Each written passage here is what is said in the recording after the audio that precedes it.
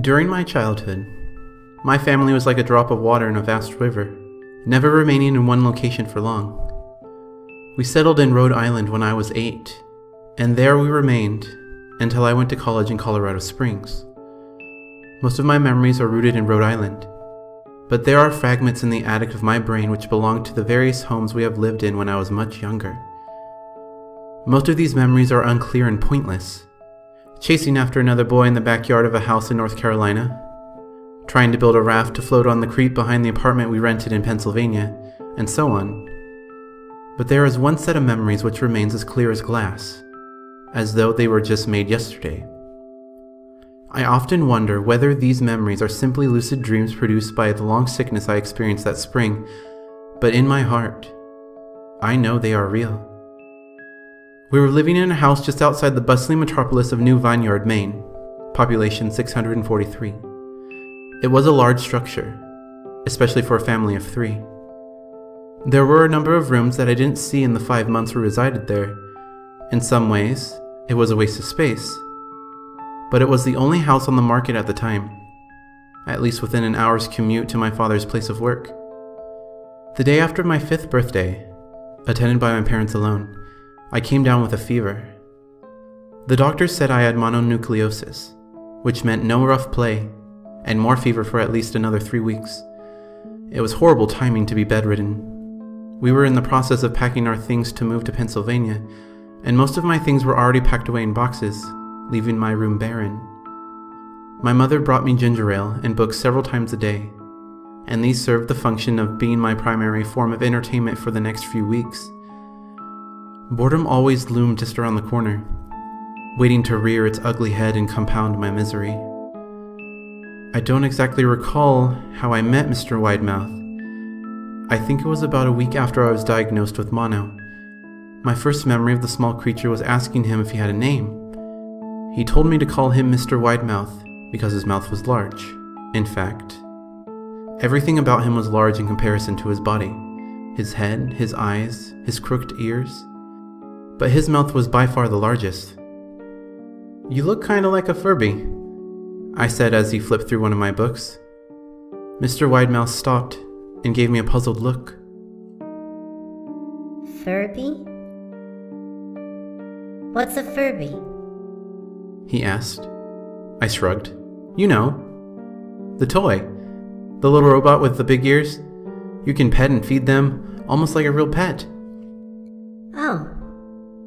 Mr. Widemouth resumed his activity. You don't need one of those. They aren't the same as having a real friend. I remember Mr. Widemouth disappearing every time my mother stopped by to check on me. I lay under your bed. He later explained. I don't want your parents to see me because I'm afraid they won't let us play anymore. We didn't do much during those first few days.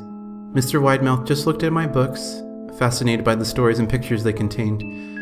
The 3rd or 4th morning after I met him, he greeted me with a large smile on his face. I have a new game we can play, he said. We have to wait until after your mother comes to check on you, because she can't see us play it. It's a secret game. After my mother delivered more books and soda at the usual time, Mr. Widemouth slipped out from under the bed and tugged my hand. We have to go to the room at the end of this hallway, he said. I objected at first, as my parents had forbidden me to leave my bed without their permission, but Mr. Widemouth persisted until I gave in. The room in question had no furniture or wallpaper. Its only distinguishing feature was a window opposite the doorway. Mr. Widemouth darted across the room and gave the window a firm push, flinging it open. He then beckoned me to look out at the ground below. We were on the 2nd story of the house, but it was on a hill, and from this angle, the drop was farther than 2 stories due to the incline. I like to play pretend up here, Mr. Widemouth explained. I pretend there is a big soft trampoline below this window, and I jump. If you pretend hard enough, you bounce back up like a feather. I want you to try. I was a 5-year-old with a fever, so only a hint of skepticism darted through my thoughts as I looked down and considered the possibility. It's a long drop, I said. But that's all a part of the fun. It wouldn't be fun if it was only a short drop. If it were that way, you may as well just bounce on a real trampoline. I toyed with the idea, picturing myself falling through thin air only to bounce back to the window on something unseen by human eyes. But the realist in me prevailed. "Maybe some other time," I said. "I don't know if I have enough imagination. I could get hurt." Mr. Widemouth's face contorted into a snarl, but only for a moment. Anger gave way to disappointment. If you say so, he said. He spent the rest of the day under my bed, quiet as a mouse. The following morning, Mr. Widemouth arrived holding a small box. "I want to teach you how to juggle," he said.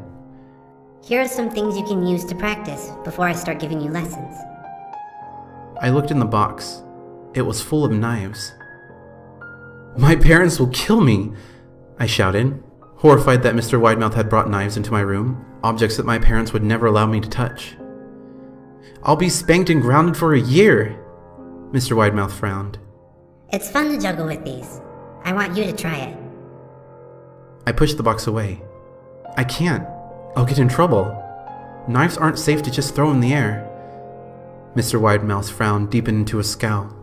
He took the box of knives and slid under my bed, remaining there the rest of the day. I began to wonder how often he was under me. I started having trouble sleeping after that. Mr. Widemouth often woke me up at night, saying he put a real trampoline under the window, a big one that I couldn't see in the dark. I always declined and tried to go back to sleep, but Mr. Widemouth persisted. Sometimes he stayed by my side until early in the morning, encouraging me to jump. He wasn't so fun to play with anymore. My mother came to me one morning and told me I had permission to walk around outside. She thought the fresh air would be good for me, especially after being confined to my room for so long. Ecstatic, I put on my sneakers and trotted out to the back porch, yearning for the feeling of sun on my face. Mr. Widemouth was waiting for me. "I have something I want you to see," he said. I must have given him a weird look because he then said, "It's safe, I promise." I followed him to the beginning of a deer trail which ran through the woods behind the house. "This is an important path," he explained. "I've had a lot of friends around your age. When they were ready, I took them down this path to a special place. You aren't ready yet, but one day, I hope to take you there."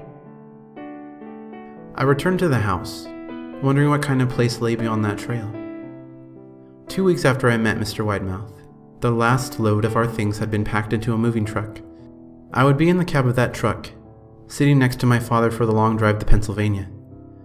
I considered telling Mr. Widemouth that I would be leaving, but even at 5 years old, I was beginning to suspect that perhaps that creature's intentions were not to my benefit, despite what he said otherwise.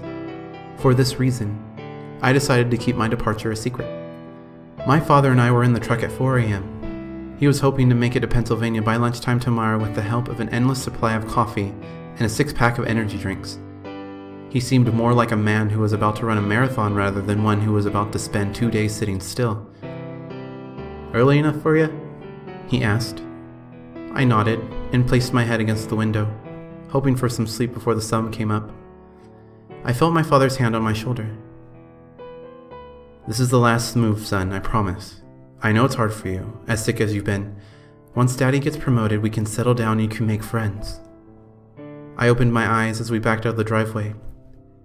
I saw Mr. Widemouth's silhouette in my bedroom window. He stood motionless until the truck was about to turn onto the main road. He gave a pitiful little wave goodbye, steak knife in hand. I didn't wave back. Years later, I returned to New Vineyard. The piece of land our house stood upon was empty except for the foundation, as the house burned down a few years after my family left. Out of curiosity, I followed the deer trail that Mr. Widemouth had shown me. Part of me expected him to jump out from behind a tree and scare the living bejesus out of me. But I felt that Mr. Widemouth was gone, somehow tied to the house that no longer existed. The trail ended at the New Vineyard Memorial Cemetery. I noticed that many of the tombstones belonged to children.